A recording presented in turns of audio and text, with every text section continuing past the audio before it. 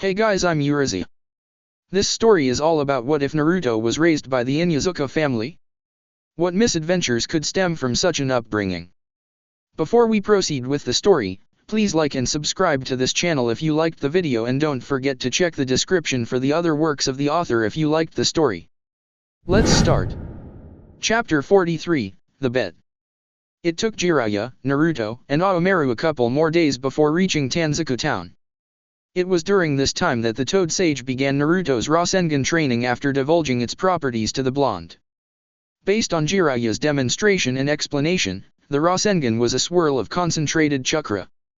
Aside from the fourth Hokage's feared and famed Hiraishin no Jutsu, the Rasengan had been his other signature move, as he had created it.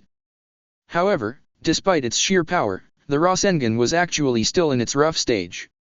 Minato Namikaze had designed the technique to be the purest form of chakra manipulation, which meant that the user could manipulate his elemental chakra. However, the man died before that stage of development could be completed. The Rasengan currently in use by Jiraiya, though powerful and somewhat difficult to procure, was simply a swirl of regular chakra. As Jiraiya explained, creating the Rasengan took 3 stages, and Naruto, who was expecting some complex training regimen, was quite surprised when the Toad Sage handed him a balloon filled with water. "Let me get this straight," said the blonde, testing the weight of the water balloon. "All I have to do is to use my chakra to pop the balloon by spinning the water inside." "Yep," affirmed Jiraiya. "This is the first step. It emphasizes rotation. Think you can do it?" Naruto looked at the water balloon in his hand and began swirling the water inside. "Heh. You bet I can. This is gonna be a piece of cake." 2 hours later, Naruto still had an unpopped water balloon and was starting to become sorely vexed. As 3 hours passed, he began spouting obscenities that would make a sailor blush. Beside him, Orochimaru began to worry over his partner's mental health. Jiraiya nearly died laughing at the boy's temper tantrum. "You were saying?" He snickered. Neji Hyuga was having a difficult time. For the last 3 days the Hyuga clan elders had been pestering his uncle to relegate Hinata to the branch house, and she had not been even discharged from the hospital. He also knew his uncle was torn. As one of the 2 temporary village leaders, Hayashi had to balance his village obligations, clan head duties, and his responsibility as a father, and right now, Hayashi's role as father was in conflict with his position as clan head. He looked at his cousin who was currently conversing with Hanabi, Shikamaru, and Kiba.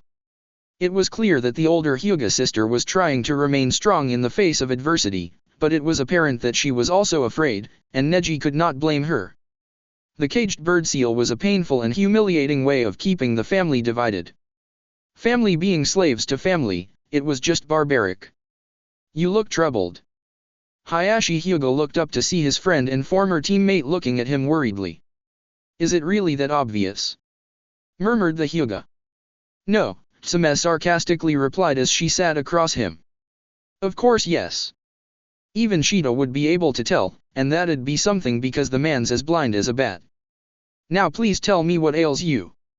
"Tsame, this does not concern you." "Bullshit," Tsame snorted. "As your friend, it is well within my rights to aid you in any way I can." Hayashi glared at her.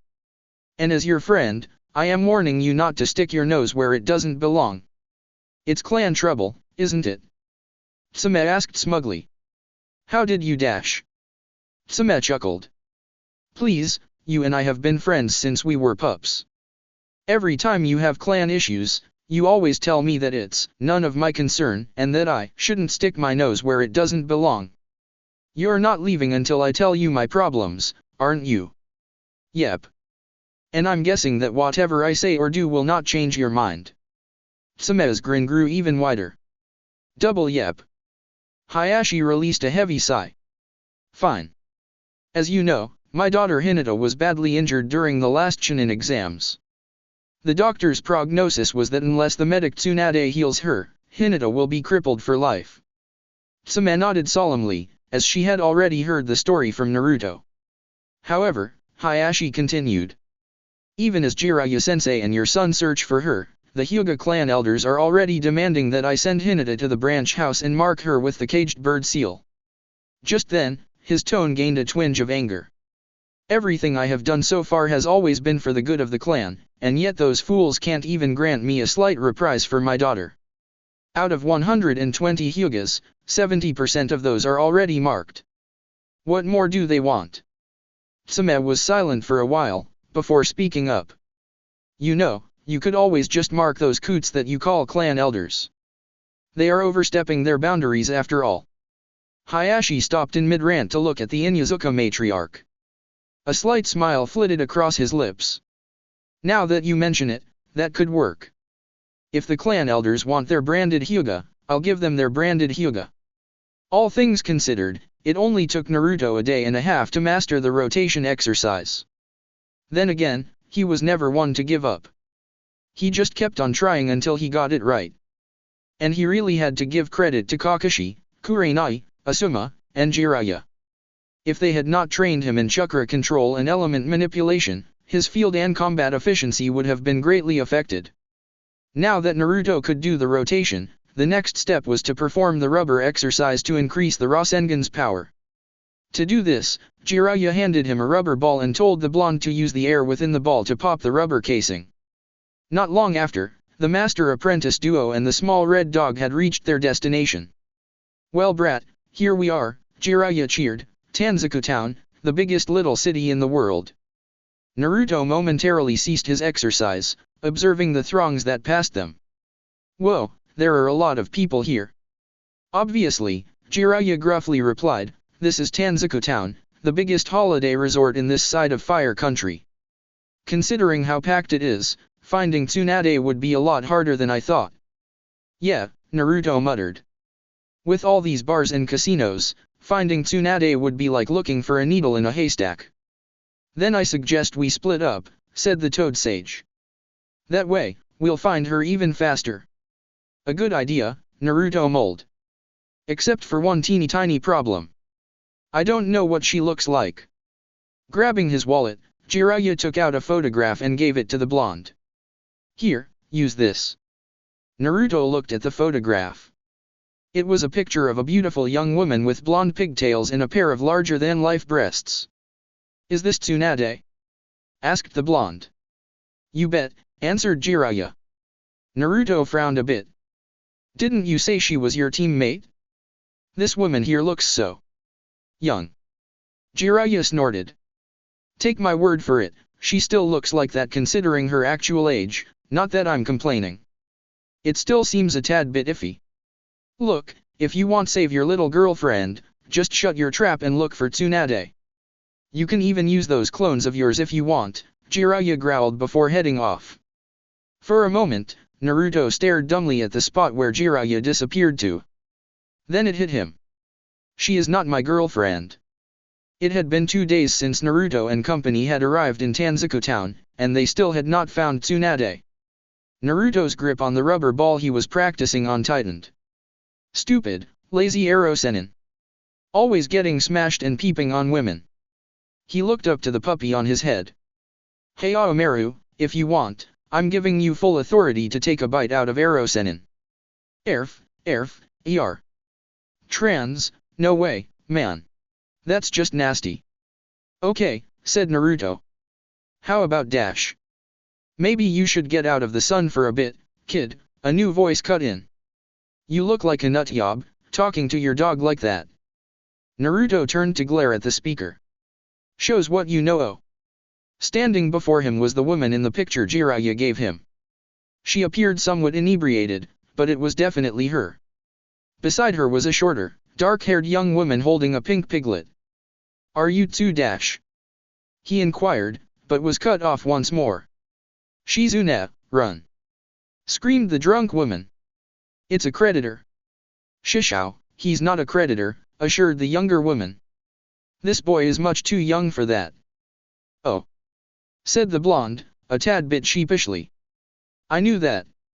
Look lady, said Naruto. I know you have a life and all, but this is kinda important. Jiraiya-sensei and I have been dash. Yeah, and I'm the sage of 6 paths, said the woman, her tone sardonic. I suggest you don't lie about stuff like that. I know Jiraiya, and I can tell you the man hasn't had a single student for the last 20 years. If you want to talk about someone big, you could at least get your facts straight. Will you stop cutting me off? Naruto snapped. And I am Jiraya's apprentice. Then prove it. Fine. I will. Naruto bit his thumb and slammed it onto the ground. Kuchi Yasei no Jutsu. There was a cloud of smoke followed by a small orange toad. Hi boss, said the toad, waving a webbed foot. Got any sweets? Here. Naruto reached into his pouch and tossed a yum-yum bar to the toad. It's always sweets with you, isn't it, Gamakaki? You know it, said Gamakaki, clamping onto the candy bar. Hey Gamakaki. Naruto scratched his ear. I have a favor to ask you. What is it, boss? Could you do me a solid and tell me where I can find Arrow Sennin? And while you're at it, can you tell him that I found his friend? Can do, but it'll cost ya. Sighing, Naruto pulled out another yum-yum bar and gave it to the toad. Yay! Gamakaki squealed, hugging the 2 candy bars. Thanks, boss. You're the best. Woof. Greedy. Gamakaki glared at the red puppy beside Naruto. It's business, you punk. Arf. No, that's extortion. Hey, break it up, said Naruto, getting between the squabbling animals. Save your vendetta for later. Fine, Gamakaki huffed, before disappearing. But you'd better tell your pooch to watch it. In reply, Aomaru growled, and bared his teeth at the young toad. Naruto turned back to the 2 women. There's your proof. Happy now? The blonde woman and her companion were dumbfounded. Well, that was something, commented the woman named Shizune in a low voice. I'll say, whispered the blonde. This brat has got to be some kind of super genin if Jiraiya was convinced to train him. A minute later, Gamakaki returned. The old man says to go to the Red Leaf restaurant. He'll meet you there. And seriously, thanks for the candy. See ya. Now that that's cleared up, said Naruto. Let's go. But suddenly he faltered. What's the matter, brat? Asked the blonde. Naruto gave a sheepish grin.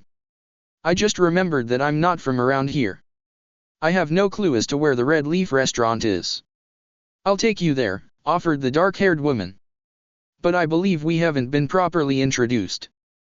I'm Shizune, the woman beside me is my mentor Tsunade, and this little girl here she held up the piglet, is Taunton.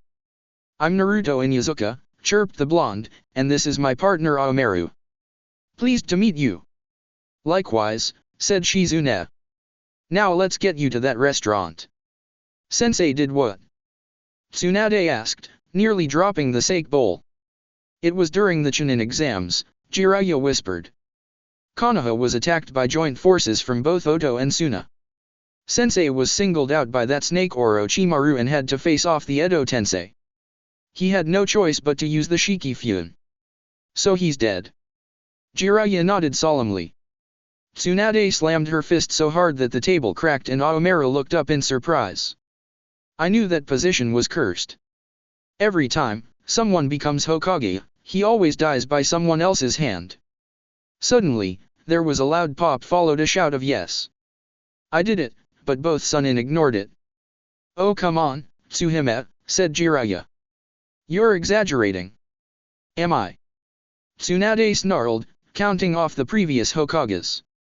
Grandfather died under mysterious circumstances, great-uncle Tobirama was killed in the First Shinobi War, Minato died in the Kyubi attack, and now Sensei was done away by Orochimaru.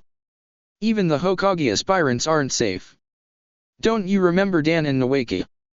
But we need you back, Jiraiya argued. You're the best candidate to be Hokage. I'm not going back.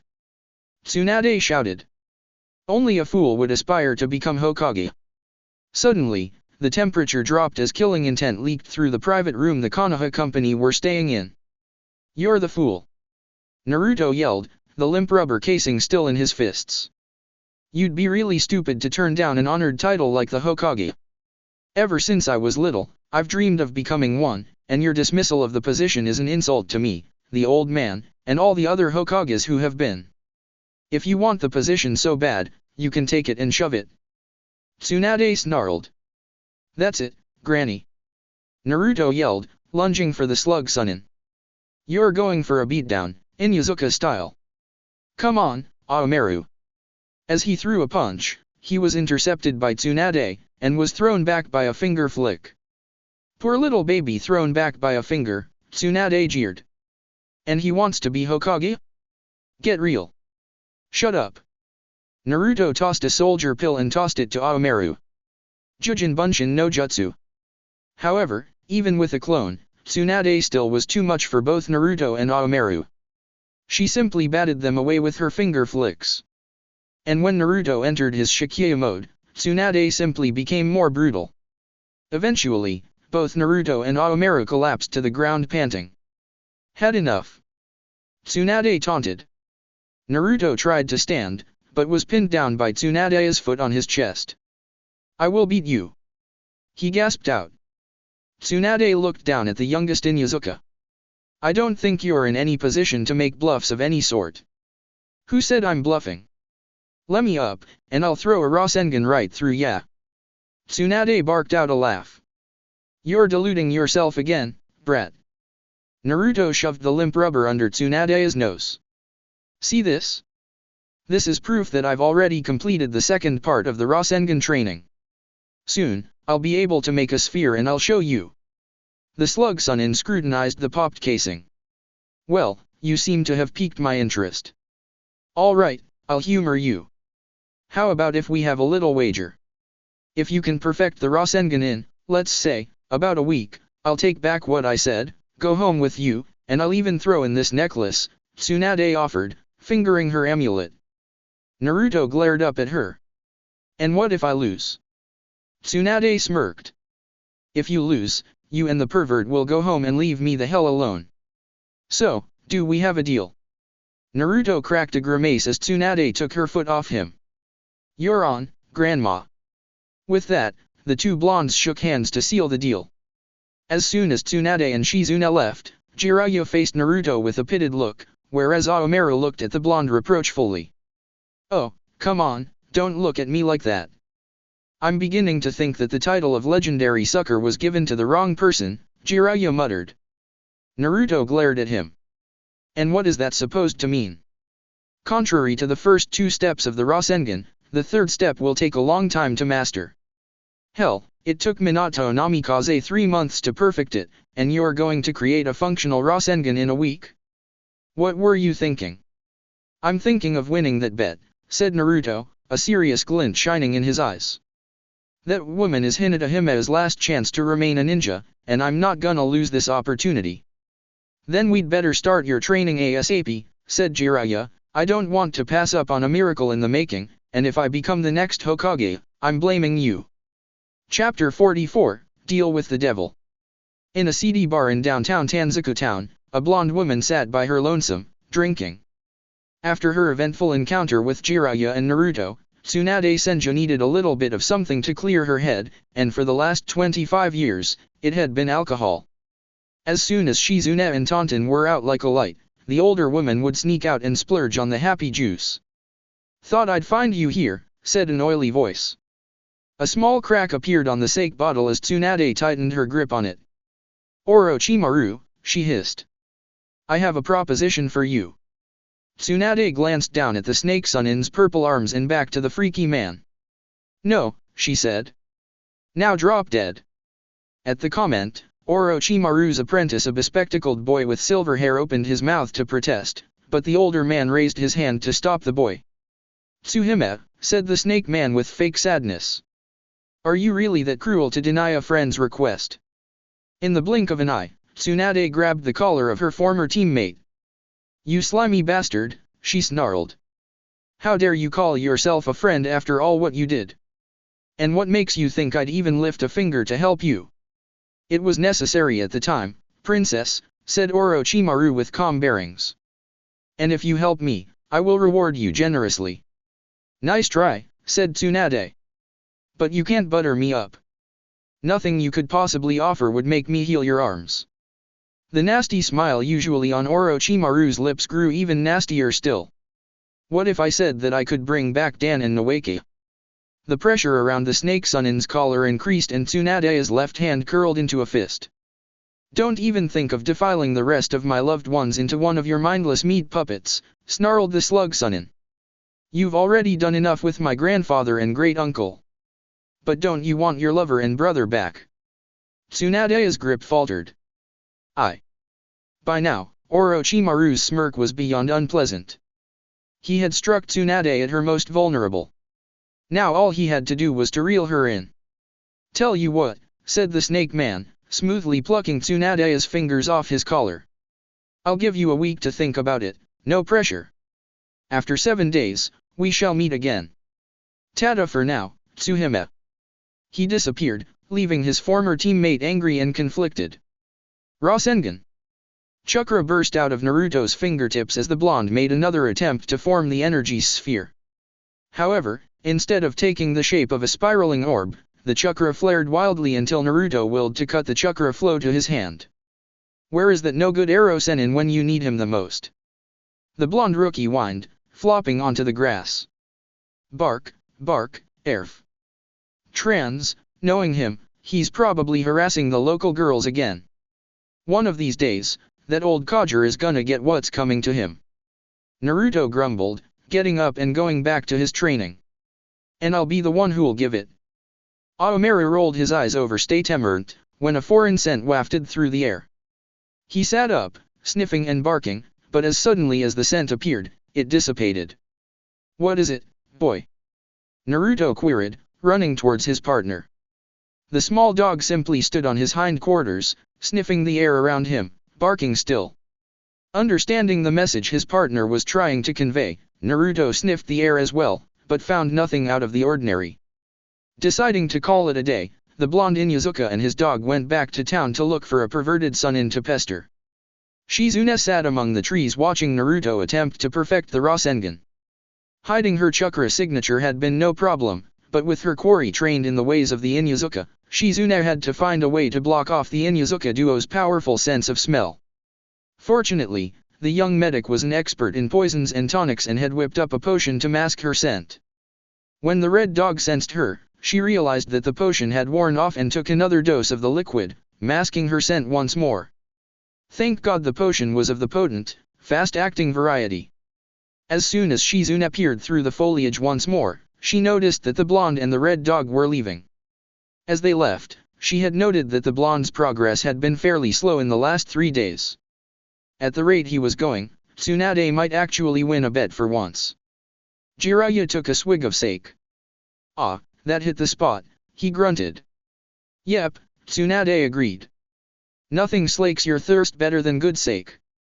It had been more than 6 days after the slug Sunin had reunited with her old teammates and Tsunade had a lot on her mind. After her bet with Jiraiya's apprentice and Orochimaru's offer, it had been a hectic week for her, and the only thing that could calm her nerves was alcohol. Did something happen? Jiraiya's voice snapped Tsunade out of her train of thought. Not really, murmured the middle-aged blonde, taking another sip. Do you think you could really fool me, Tsuhime? Said Jiraiya. I'm a spymaster, and I can read people just as you would with a book. What's really up?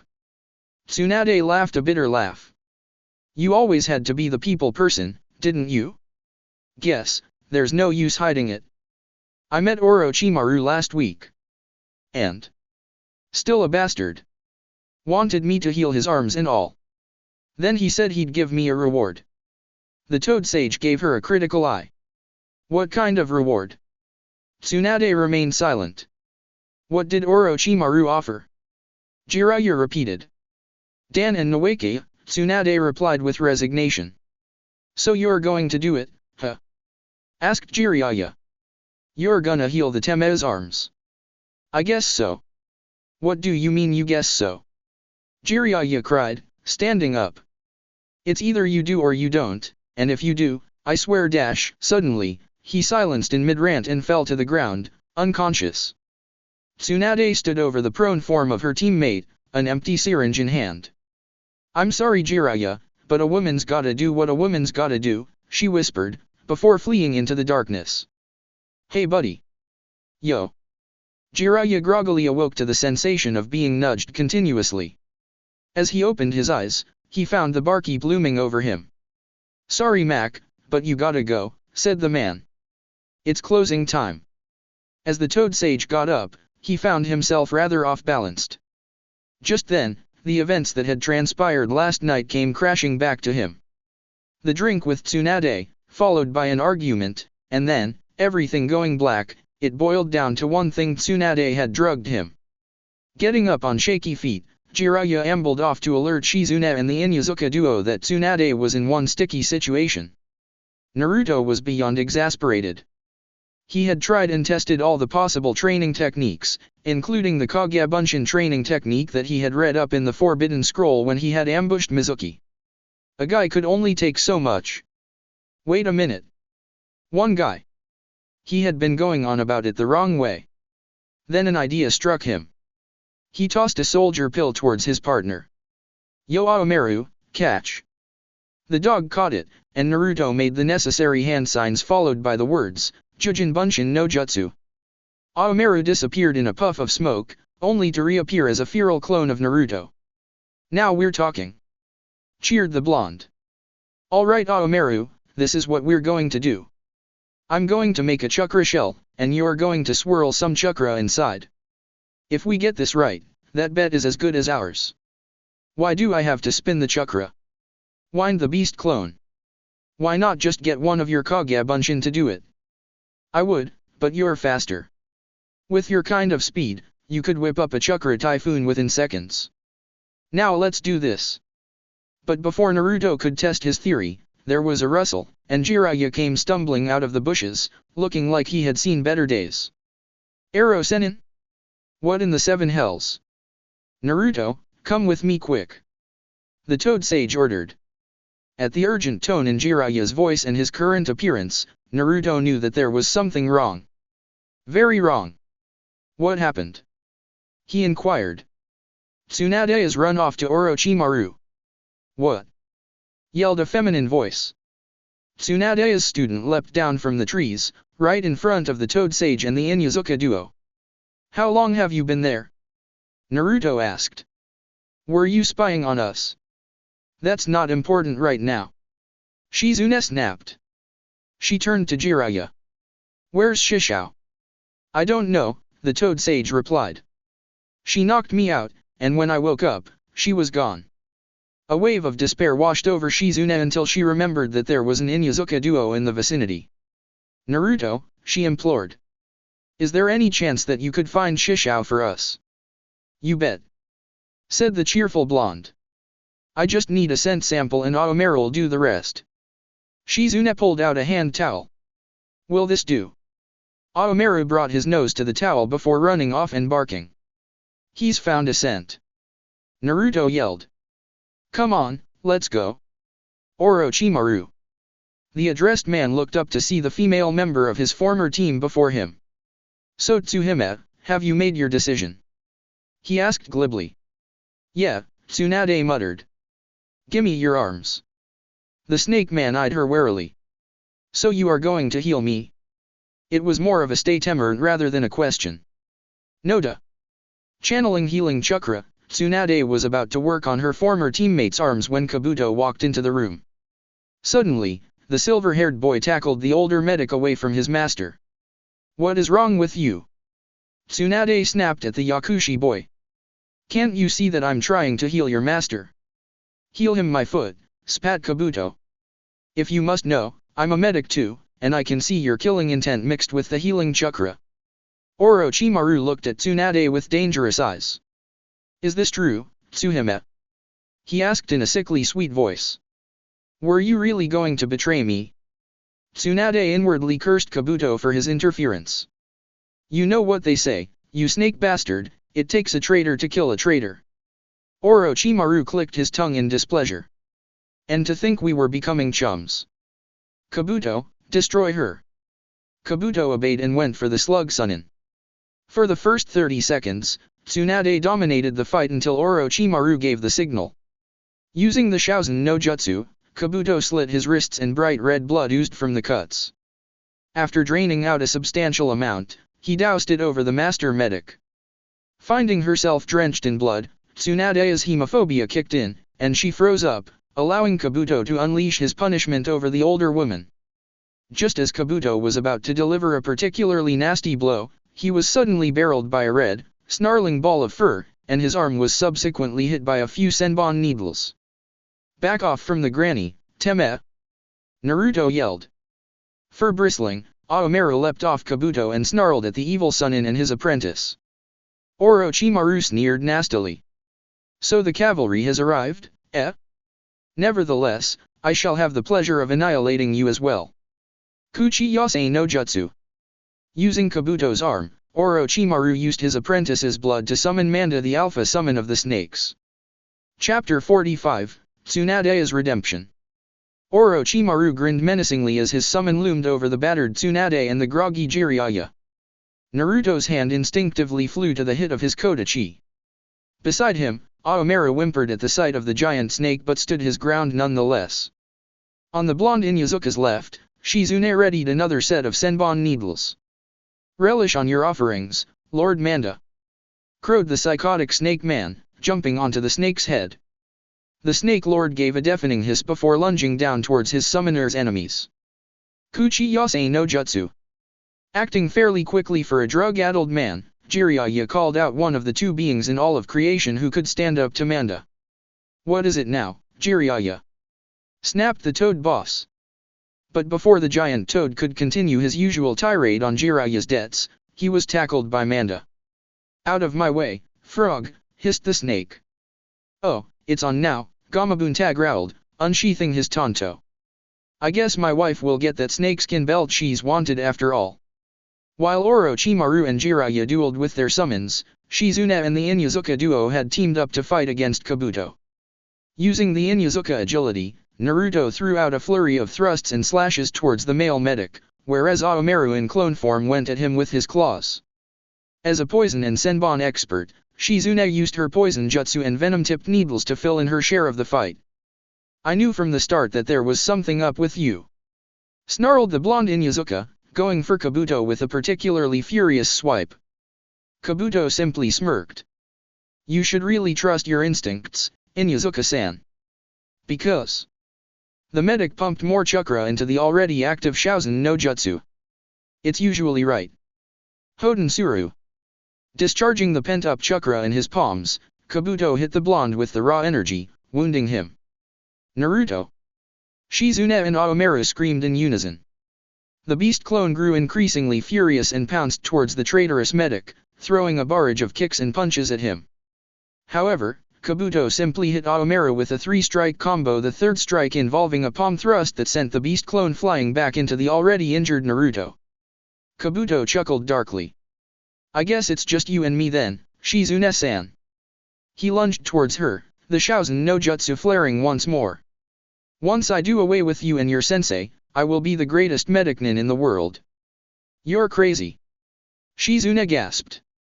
"As medics it's our duty to help people, not heal them for glory.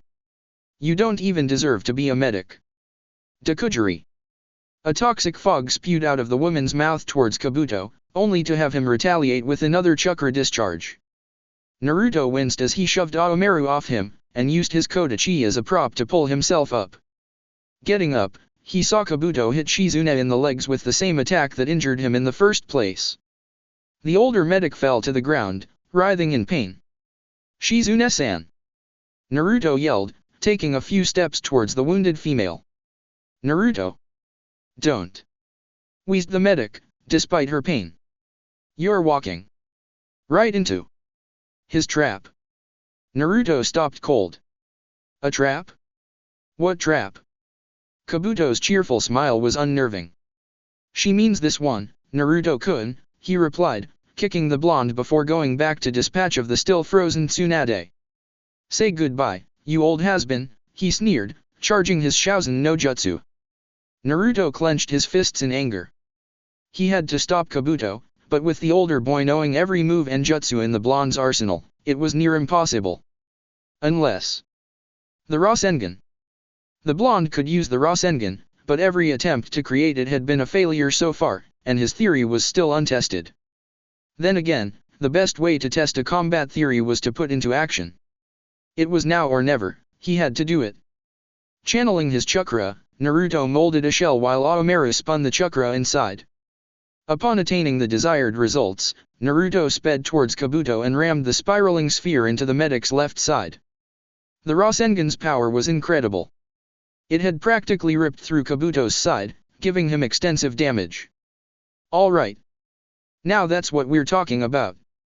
Naruto cheered as he and Aomaru slapped a high five. He turned to Tsunade. Come on Granny, let's get you out of here. There's nowhere to hide her, Naruto-kun, Kabuto hissed, using chakra to heal his wound. There is no sanctuary for her. Of course she doesn't need it, you traitorous Teme, said Naruto, drawing the Kodachi. Because this time you are going down, and staying down. Jujin Bunshin Renden. Diving towards Kabuto in their frenzy, Naruto and Aomaru did not notice that the ambitious medic had recharged his Shaozen no Jutsu. By the time Naruto had discovered the attack, he had already been struck in the heart by a chakra discharge, while Aomaru had been struck in the shoulder. The twin cries of agony snapped Tsunade out of her trance. She found herself looking at the bloody form of Naruto lying prone in the ground, and a bleeding Aomaru back in his canine form lay nearby, his leg mangled. The sight of awful scene sent Tsunade back to her worst memories. Flashback to 32 years ago. Nessan. Guess what? What? 18-year-old Tsunade turned around to see her 12-year-old brother Nawaka bounding towards her, a cheerful grin plastered over his face. Nawaka pouted, his ruddy cheeks puffing out a bit. Come on, guess. It's no fun if you don't guess. Alright, said Tsunade. You got a new haircut. Nawaka grinned cheekily. Nope. You finally got to talk to that girl you liked. Megami was it?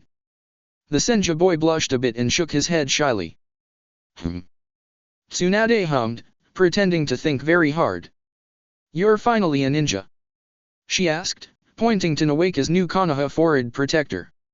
Nawaka's smile brightened by 100-fold. Yep. And I'm on a team under the famous Sakumo Hatake. With him as our sensei, I'm sure to be Hokage in no time. I suppose you would make a good Hokage, said Tsunade, eyeing her brother thoughtfully.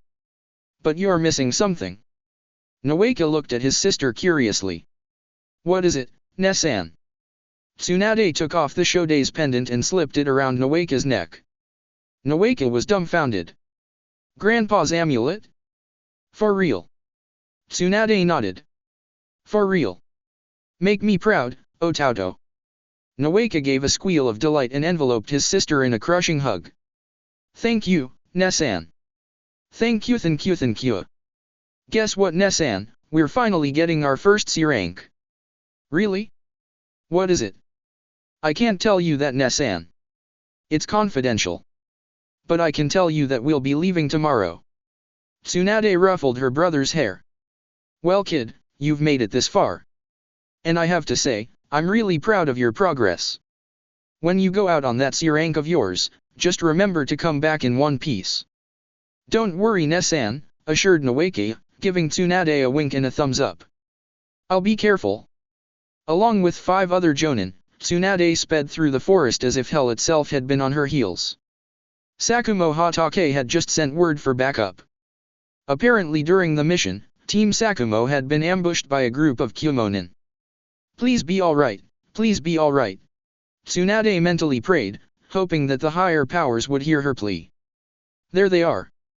Crowed a jonin from the Aburame clan. How are they faring? Tsunade could not help but ask. Not so good, by the looks of it, replied a Hyuga jonin. Team Sakumo is still standing, but one of its members is down. A genin by the looks of it. We'd best hurry. They're sorely outnumbered and outmatched. Upon hearing that a genin had fallen, Tsunade felt dread build up in her bosom. Please don't let it be Nawaka, please. Well, what are we waiting for? Asked the commanding jonin. Position yourselves for formation Alpha Zeta Phi. We have to help Hatake save those kids. As they neared Team Sakumo, Tsunade's worst fears came true. None of the 2 genin who were standing their ground with the White Fang was Nawaka. The senjuer lay on the ground, motionless, a kunai lodged into his heart. Killing intent burst through the clearing, overwhelming everyone in its path. A furious Tsunade broke from position and dispatched of the Kumo contingent. Within moments, about 9 mid-level Kumonin lay dead or dying. Senju! Roared the Jonin commander. What the hell did you think you were, Oof? He was cut short when the angry blonde shoved him away, and stalked off to her little brother. Nawaki! Screamed Tsunade, pulling the kunai out of his heart. She cringed a bit as blood welled out of the cut, but she sucked it in and set to healing the gaping hole. You'll be okay. You'll be okay. Senju-san. Hyuga began nervously. What? I am sorry to say it's too late to heal your brother, Hyuga stammered. The damage is too extensive. He's way past the point of salvation. No. Tsunade yelled. He'll live. I have to try. Once more, she laid her hands over her brother's wound, but Nawaki did not even move a muscle. Come on Nawaki, you're stronger than that. Wake up. Wake up. Tsunade. This time it was Sakumo Hatake. He did all that he could. He was only trying to protect the team. You. Tsunade snarled, yanking Sakumo's collar. This is your fault. If you didn't choose this particular C rank, none of this would have happened. It wasn't Sensei's fault. A new voice burst out. The speaker was a young brunette boy with red fang marks running down his face, identifying him as an Inuzuka. Pardon. Tsunade let go of Sakumo. It wasn't Sensei's fault. The Inuzuka repeated, looking like he was about to cry. It was mine.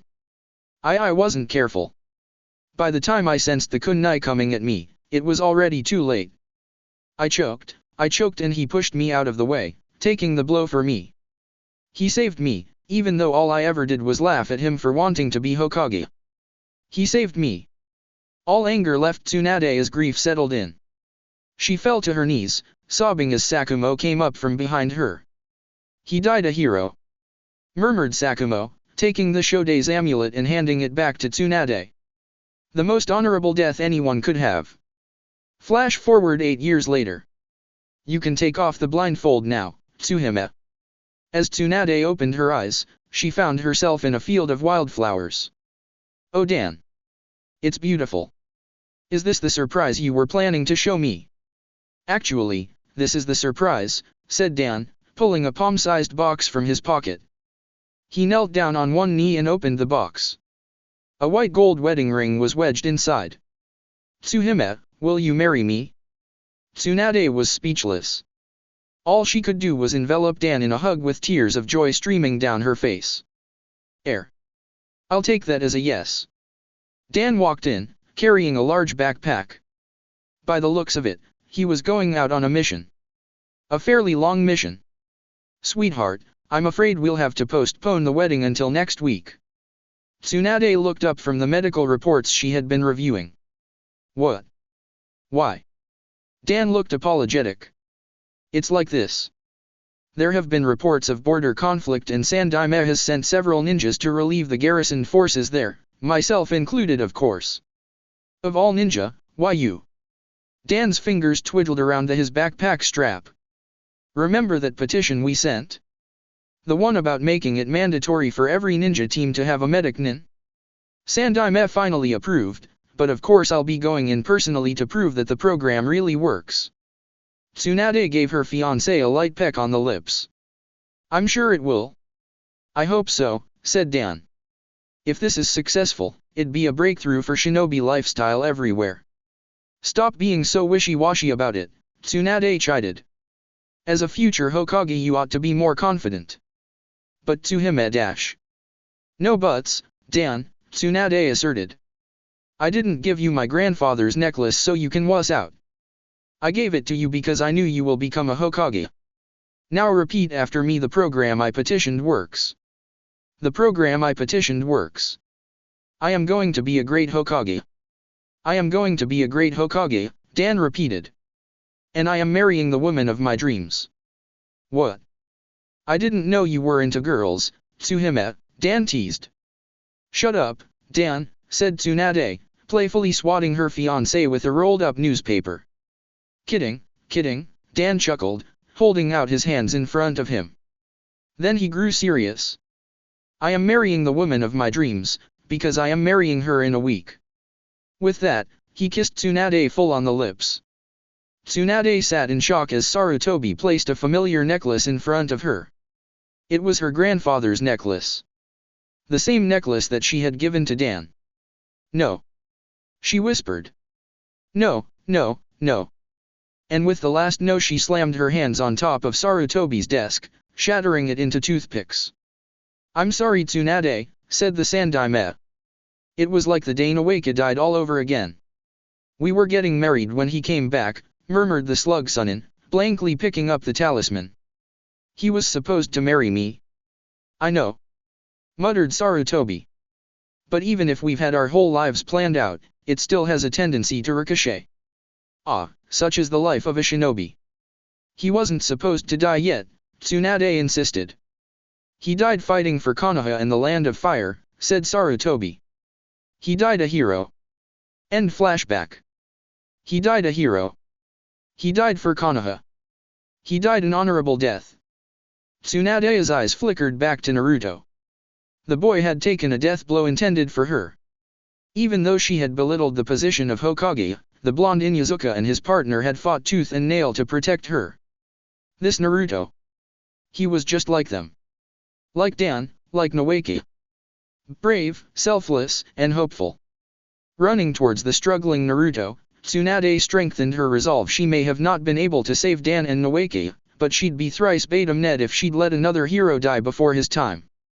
However, before she could reach the injured boy, the legendary medic was suddenly intercepted by Kabuto.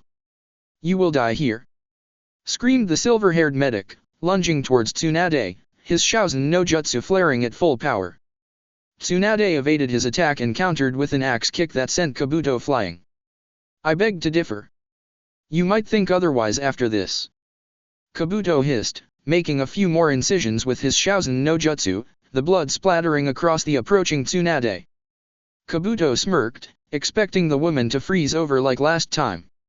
Nice try, punk, said Tsunade, remarkably unfazed despite the blood dripping from her face.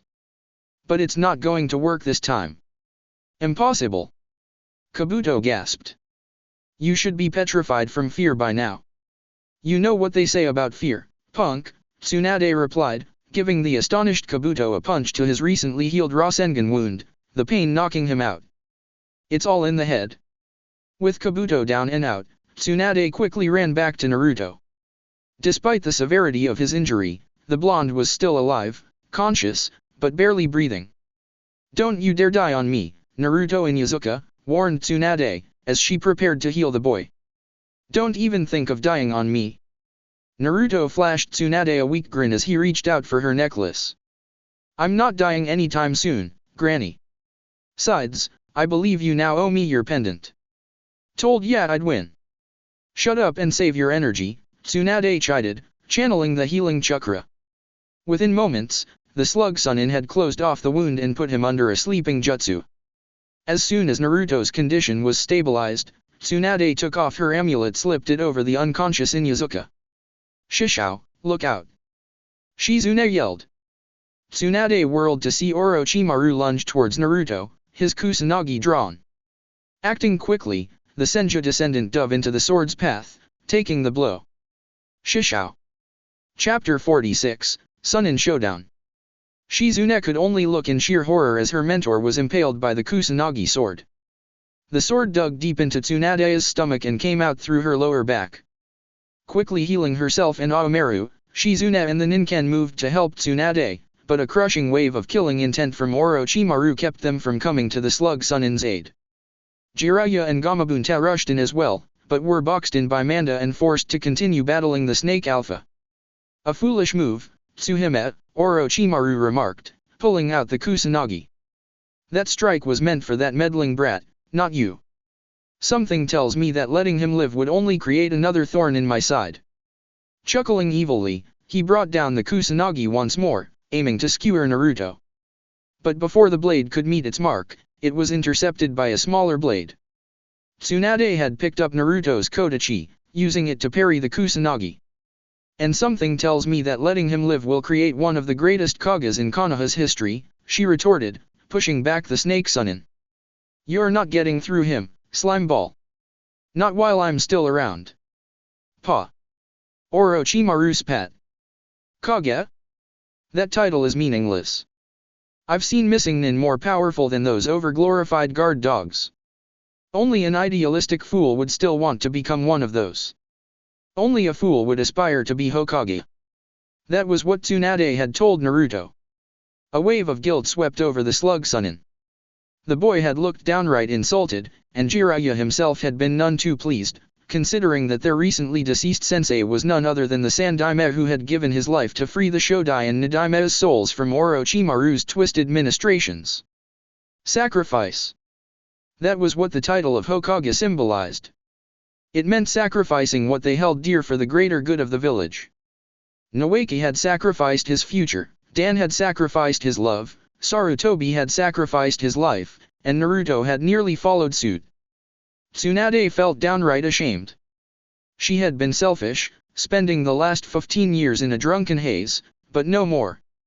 You're wrong, Orochimaru, Tsunade said suddenly. The Hokage is actually one of the strongest people in the world, because a Hokage's life revolves around sacrifice. And you know what, bastard? I would gladly give my life to protect Konoha and those loyal to it. Then we'll just have to remedy that, won't we, Tsuhime? If you want to stick with the brat and follow Sensei's ideals, I'll be glad to send you both over to him. Orochimaru brought down his sword several more times, only to have each strike blocked by the Kodachi-wielding Tsunade.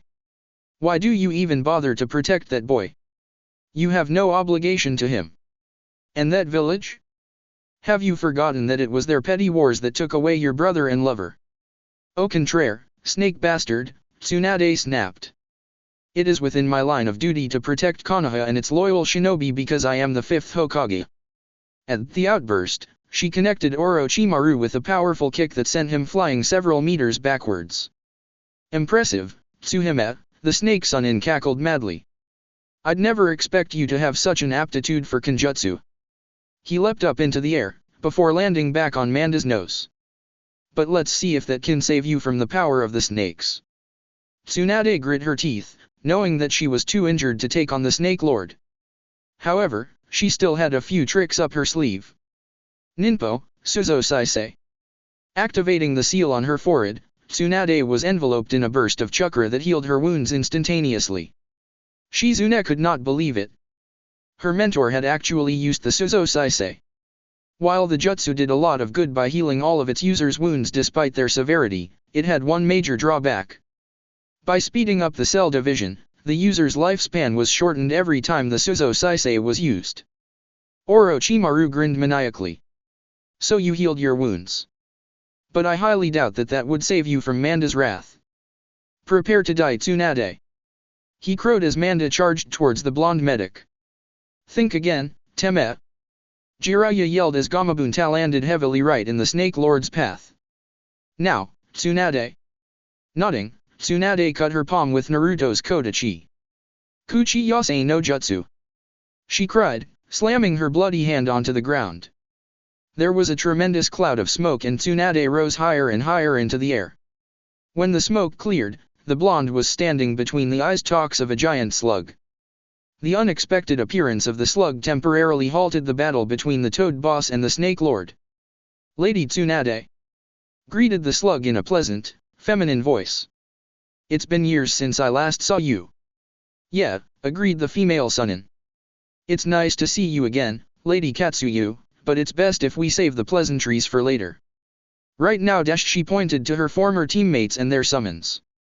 We have bigger fish to fry. Understood, said the slug known as Katsuyu, slithering towards the two other alpha summons. About time you showed up, Katsuyu, commented Gamabunta. Hope you can still hold your ground against this jerk. Do not fret, Bunta, reassured the slug queen. I may have not seen a fight in years, but I definitely did not let my skills go to waste. Can we save this for later? Asked Jiraiya, perched atop the Toad Boss nose.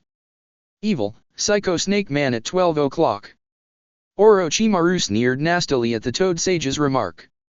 Is this another one of your pathetic attempts at humor, Dobe? Since our days as a team up until now, you still are immature. You don't have to worry about that anymore, Slimeball. Tsunade yelled. When this fight's over, the Sunin will be no more. Katsuyu, she commanded. Please take Shizune and the Inuzukas to a safer location. Yes, milady. In a manner similar to the Bunshin technique, a smaller slug separated from the original, scooping up Shizune, Naruto, and Aomeru before slithering out to safety. As soon as Shizune and the Inuzuka duo were out of sight, Tsunade initiated the summon battle by having Katsuyu spit acid at Manda. However, Manda managed to evade the attack and retaliated by wrapping his tail around the Slug Queen, literally squeezing the life out of her. Gamabunta intervened by swinging his Tonto towards the Snake Lord's head, only to have Manda clamp his jaws over the blade. Crap! We're trapped! Growled Gamabunta as he tried to pull his Tonto out of the Snake Lord's jaws. Not quite, Tsunade replied, jumping off Katsuyu. Katsuyu, now! The Slug Queen burst into thousands of smaller slugs, only to reform a distance away, inadvertently pulling her out of the Snake Lord's death grip. His tail now free, Manda used it to throw off Gamabunta, making the toad release his hold on the Tonto. However, Manda was not done yet. He spat the giant blade towards Gamabunta and Katsuyu, aiming to impale them both. Fortunately, the toad boss managed to jump out of the way, and the blade embedded itself into the ground, a few meters away from the Slug Queen. Tsunade dashed towards the massive Tonto, and using its hilt as a lever of sorts, she launched herself back onto Katsuyu's head. She was about to attack the traitorous Sunin once more, when Jiraiya stepped forward instead. Step back, Tsuhime, he said. I'm finishing this once and for all. Yobunta, let's grease the pan and preheat this oven, shall we? All right, Gamabunta replied testily. But this is going to your tab. Jiraiya quickly flipped through the hand signs as the toad boss spat out a copious amount of oil. Katon, Gameuindan. A fireball emerged and ignited the oil flow, which in turn fueled the raging flames, increasing the fireball's size. The fireball came in contact with Manda, creating a veritable inferno of smoke and fire. That should do it, cheered Jiraiya. Nothing in creation could survive something like that. I think you'd better recant your statement, Gamabunta replied, pointing to what looked like a colossal piece of charred snake mold. Jiraiya was flabbergasted. What the dash? How? He sputtered. Where could have that snake gone? Under your nose and one step ahead as it always has been. Bellowed Manda as he reared up from underground and dove towards Jiraiya and Gamabunta, mouth agape and ready to bite them. Oh, shut up. Tsunade roared, ramming Gamabunta's Tonto blade right through the Snake Lord's maw. However, her victory was short-lived when Orochimaru's tongue constricted around her neck. You will rue the day that you interfered with my plans. He screamed, as the slimy appendage wound tighter around her neck. Oh yeah. Tsunade snarled, wriggling free and taking hold of the tongue that nearly strangled her. Well, you'll rue the day that you decided to mess around with my loved ones. Yanking the snake Sunin forward, Tsunade cocked back her fist and slugged him as hard as she could. As Orochimaru went skyward, Tsunade jumped after him, sending kicks and punches along his way. As they both came back from their ascent, Tsunade landed back on the Tonto's hilt, whereas Orochimaru continued plummeting towards the ground. However, turning into a human pancake was still too good a death for the snake Sunin in Tsunade's eyes. Grabbing him by the tongue once more, she hauled him up like a yo-yo and beat him several more times, while latching onto his tongue the whole time, making it look like she was playing paddleball with the traitor as the ball. As a battered Orochimaru rebounded back for another beatdown, Tsunade swung, but missed completely. Maybe you should stop, suggested Katsuyu, as she observed a pained expression cross the Slug Sunin's features when she missed. Your muscles have finally reached their limits. Tsunade snorted as she continued her assault on the unfortunate traitor. Nah, I'm just a bit rusty, is all. Nothing that a little warm-up couldn't fix, and I have the perfect training dummy right here. She emphasized her point by sending Orochimaru earthbound with a particularly vicious punch. Realizing that this was his chance, Orochimaru attempted to flee the battle, but Tsunade had caught up with him. "And where do you think you're going, slippery snake?" she snarled, unleashing another flurry of kicks and punches. In a last-ditch effort to defend himself, Orochimaru's tongue shot out once more, wrapping itself around the slug Sunin's waist. "Die, Tsunade!" he screamed, as he brought forth the Kusanagi in an attempt to rid himself of his former teammate once and for all. "Not in this life," Tsunade replied, freeing herself from her teammate's tongue and using the Kusanaga's blade as a lever to launch herself high into the air and punched the ground with a chakra-enhanced punch, sending Orochimaru airborne once more. "Game over, dirtbag!" she shouted, giving him a spin kick that sent him flying 20 feet, before using another super punch that catapulted him into the Tonto before he landed onto Manda's head. "Give it up, Teme," Jiraiya called from atop of Gamabunta. "It's over." "Never." Orochimaru cackled madly. "It'll be a cold day in hell before I'd surrender to any of you fools." "You're the fool." Manda managed to hiss despite the blade sealing his mouth shut. "Your idiocy has cost me my meal today. It is only this accursed blade that prevents me from devouring you right this instant. You will pay dearly for this." The Snake Lord gave another angry hiss before returning to the summon realm. Orochimaru could only stare blankly at the spot the Snake Lord occupied, when the crunch of gravel brought him back to reality.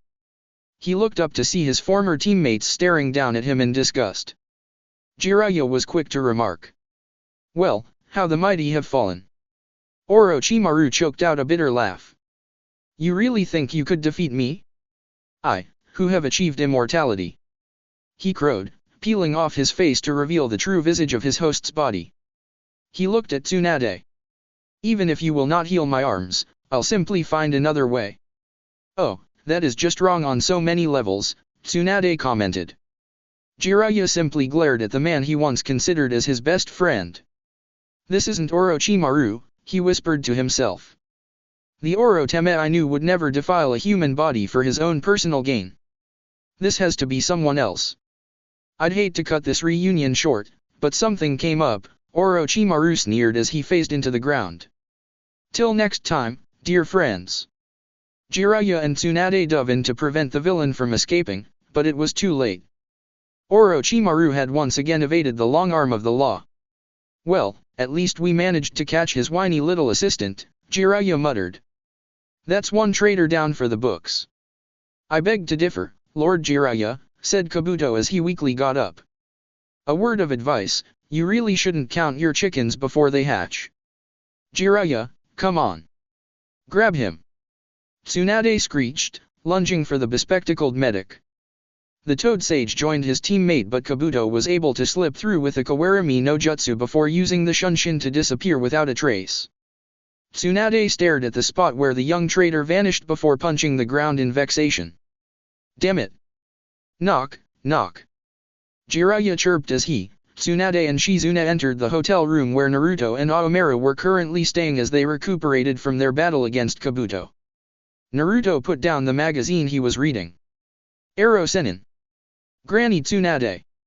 Shizune Neshin. What brings you here?" His greeting was replied by a, "Don't call me that," and a couple of punches to his head, courtesy of Jiraiya and Tsunade. At his bedside, Aomeru rolled his eyes in that doggy manner of his. "Great news, kid," Jiraiya announced cheerfully. The mission was a success. Naruto's eyes lit up. "Really? You mean dash?" Tsunade ruffled Naruto's spiky locks. "Yep. Yeah, got yourself a new Hokage, kid." "Look at it this way, Kaki," said Jiraiya, a perverted grin flitting his lips. "Now your girlfriend back home has a fighting chance for recovery." Tsunade's expression was incredulous. "He did this for a girl?" "Yes, I'm doing this for a girl," said a very embarrassed Naruto. "But she's not my girlfriend. We're just good friends." Beside him, Aomeru snorted as if to say, "Keep telling yourself that." "But in all truth, ya did good, kid," Jiraiya quipped, eyeing the Shodai's pendant dangling from Naruto's neck. "Never thought that your little wager would actually bring back a leader. Then again, Tsuhime always was a bad gambler." Naruto rubbed his chin thoughtfully. Now that you mention it, do you really think that Granny Tsunade would make a good Hokage? She drinks, she gambles, and she ain't fooling anyone with that fountain of youth jutsu of hers. Brat. Naruto turned to see Tsunade looming over him with fire flashing out of her eyes.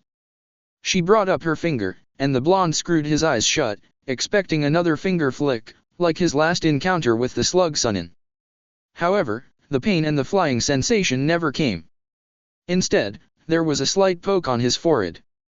Taken aback by the Sunin's gentleness, the younger blonde opened his eyes to see Tsunade smiling at him.